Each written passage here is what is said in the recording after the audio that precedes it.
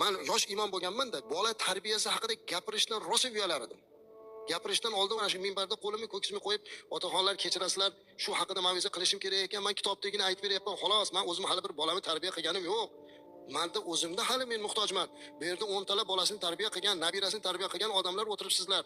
Meni kechiringlar deb gapirar edik.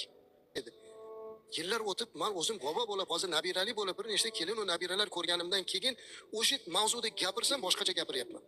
Chunki boshimdan o'tdi. Ko'zim bilan ko'rgan narsamni gapiryapman. U boshqacharoq bo'ladi. Hali o'zi tajribadan o'tkazmasdan turib gapiradigan psixologlar tiqilib ketdi hozir.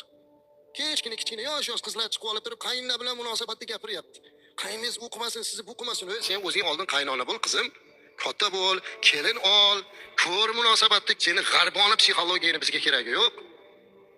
Qaynonani kelin bilan munosabatida aralashishga haqqi yo'q deyapti. Qani bunda bizim millatligimiz, qani bizim o'zbekchiligimiz, qani bizim kanvoyi onalarimiz u o'zini kelini yoqda tursin, qo'shnini keliniga ham aralashgan.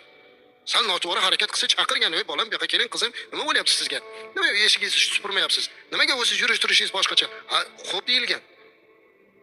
Ana bunaqa qilish kerak. Shuning uchun men bugun aytayapmanki, mana yoshlarga, ehtimol hozir siz bu gaplarni tushunmassiz, lekin yoshingiz katta bo'lib, bola chaqali bo'lib, nabirali bo'lganda o'shinda aytadi, "Ha, eskilar to'g'ri gapirgan ekan." Aytadi-ku, bola deydi, yoshlik mahalda shu 5-6 yasharligida uning uchun eng aqlli, eng baquvvat otasi ko'rinar ekan. Otam aqlli, otam kuchli deydi ekan. Bir 10-15 yashar bo'lib voyaga yeta boshlayotganda ovozi do'lg'illab qolgan mahalda aytar ekanki, endi otam ham shu oddiy sodda odamni men bilganchalik biladi-da deyar ekan. O'qib o'qishlarga o'tib katta bo'lib qolgandan keyin endi otam sodda o'qimagan, endi menchalik hech narsani bilmaydi, hech narsaga aqli yetmaydi, xo'p deb qo'yaveramizda deyar ekan. Yoshi katta bo'lib otasi o'tib ketganda, o'zi bir 50-60 ga kirganda aytar ekanki, meni otam juda olim odam edi ekan deydi. Chunki endi ko'rdi-da bu narsani. Shuning uchun azizlar, bugun biz farzandlarimizni baxtli, saodatli qilishlik uchun o'zimiz namuna bo'lishimiz kerak. Bu gapni men kattalarga aytmoqchi emasman. Siz bu jarayonda bosib o'tgan insonsizlar. Siz yoshlarga aytyapman. Hozir mana 4-5 yashar, 10 yashar, 15 yashar bolangiz bolalarga aytyapman. Bu kattalar o'zi maktab, mana aytdim.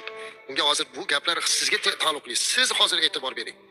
Kech qolmaslik uchun. Hozir siz hozirdan bolangizni rozgo'ylikka o'rgating. Uyingizga birov chaqirib kelsa, uyda o'tirib yo'q deb qo'y demang. Bu kasallik 100% hammada. Uyda o'tiribdi. Birov chaqirsa, yo'q deb qo'y deydi. Haliga kichkina bola chiqib uyda o'tirgan otasini yo'q deydi. Ha, u bola kelgan qalbiga kirib qoldi. Ha, demak, vaqt kelganda yolg'on gapirsa bo'lar ekan. Otam aytdi-ku deydi. Keyin ertasiga bolangizga bir narsani qilmasa, nimaga yolg'on gapirding deb qanday tarbiya qilasiz? O'zi kecha o'rgatib qo'ydingiz. Shuning uchun biz o'zimiz namuna bo'lishimiz kerak. Ana o'shanda farzandlarimiz biz kutgandan ziyoda tarbiyali bo'ladi.